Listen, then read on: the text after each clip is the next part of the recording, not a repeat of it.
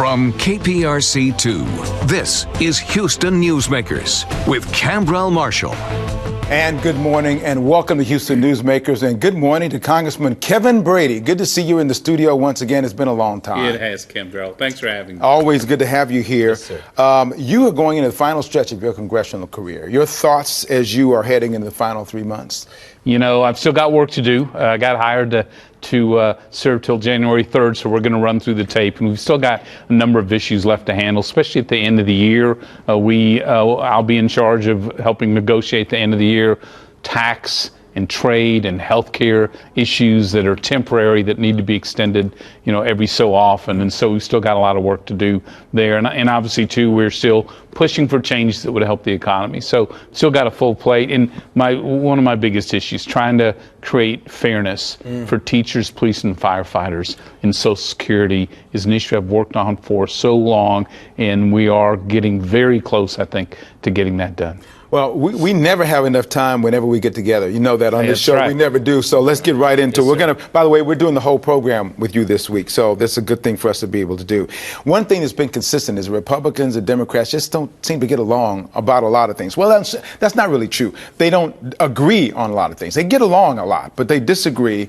But the last 6 years, things have been slow. The Inflation Reduction Act recently passed, something the Biden administration has pointed to as a big win. Got no support from Republicans, really. Why so united in opposition to that? You know, it really is driven, I think, by the policies. And I feel like this president has been unusually partisan in the first year and a half. Normally, the presidents come in and do the opposite. A lot of outreach, trying to find that common ground. This didn't happen this go around. I think the Inflation Reduction Act is an example. I think it does zero to reduce inflation, zero to reduce the deficit, and almost zero in changing any global temperature. So, and I think the tax hikes in there, Cambrell, especially on Made America manufacturing, is devastating as a time we're either in or looming a recession. So, yeah, we saw there were just major policy differences on that. One of the challenges, who to believe.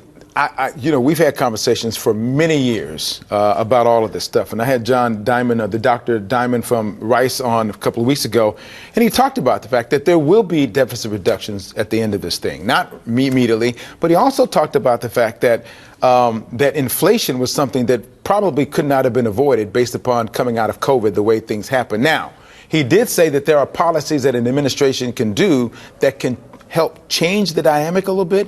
What do you think Republicans would have done to keep inflation from happening? Yeah, so I would disagree. One, I respect John Diamond a great deal, but I would disagree that it was inevitable. In fact, we had very low inflation, and really that $2 trillion American Rescue Plan, the president's first major initiative, that's what drove inflation up. You can just see it in a graph going up, and it was already almost 8% inflation before Russia invaded Ukraine. And so all that spending, I think the stimulus checks after the economy was already recovering, I think paying people more to stay home on unemployment than return to work, that drove inflation up as well. I think we're still feeling the impacts of that, which I think was economically a huge mistake. And even Democrat economists agree that $2 trillion came at exactly the wrong time and just fueled inflation. And Dr. Diamond agreed with that as well. A lot of other economists agree with you on that fact as well.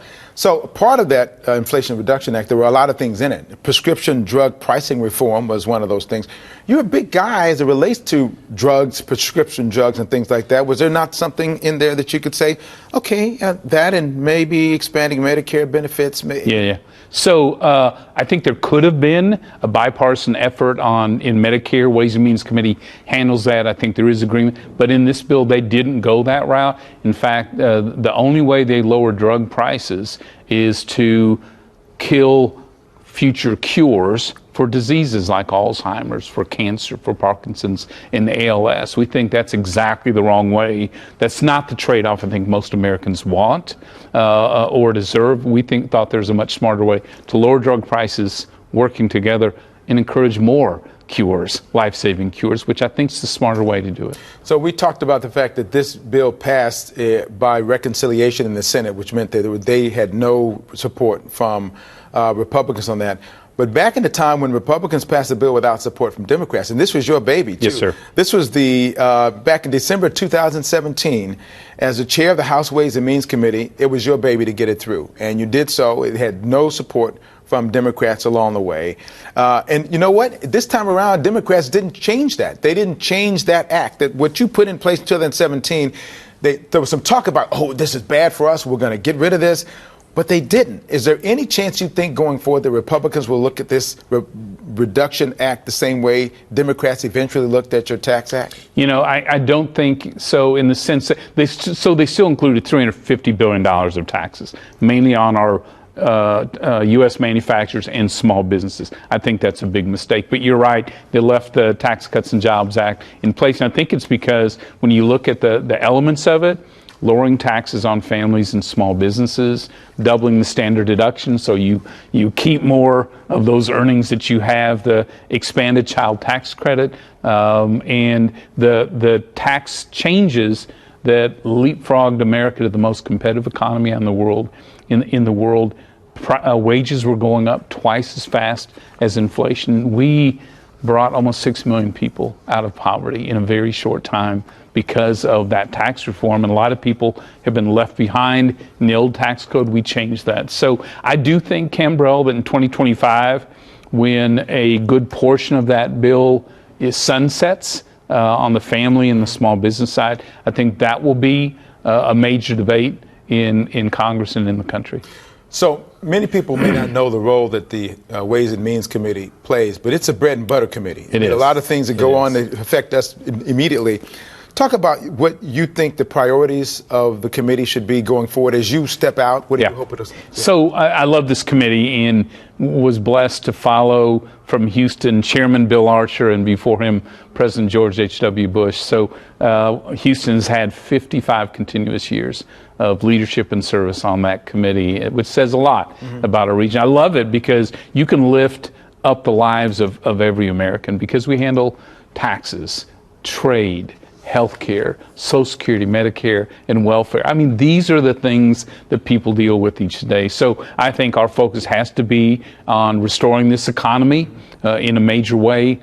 Secondly, I think we've got to get back on the trade agenda. Houston, as you know, is made for trade. Our economy depends on us selling and shipping our made in Texas, made in America products. Right. None of that's going on right now. We need, in a bipartisan way, to get back on the trade field to confront China and other challenges around the world. I think healthcare, we've got to focus really on patient-centered healthcare, not sort of this government-mandated type of approach. It isn't working today. It's too expensive. It's too complicated. Healthcare is way too complicated, and the prices just keep going up. And so, yeah, I think there's some major changes. Chairman Richie Neal, who leads the committee today, he and I have work to finish together, including our second Secure 2.0 reforms to retirement. The first one helped workers save earlier and longer throughout their careers. Our focus now is helping people who never save, get into that category of having control over your life. So we still have items on our plate to do. Let's talk about unemployment, for example. For now, the unemployment rate, we talk about getting the economy back. And look at the difference between what was going back in 2020, just before the pandemic started to really hit, we were at 3.5%. Then at April, bam, everybody was quitting them, out of work, 14.7. By the time the election came around, it was 6.7, and now it's 3.7. Most times, I think if you had a 3.7 unemployment rate, you would be putting out press releases like crazy saying this is really good. But I'm not seeing that from you. Yeah, and here's why. There are two different paths. In fact, no comparison. That 3.5% in February 2020 was the lowest unemployment rate in 50 years. But here's the difference. The economy then was growing. It's shrinking now. At that time, paychecks were going up much faster than prices. Today, prices are still crushing wages, so families are losing more and more each month. In February 2020, we still had jobs in manufacturing coming back to the United States. Now we see the opposite of that.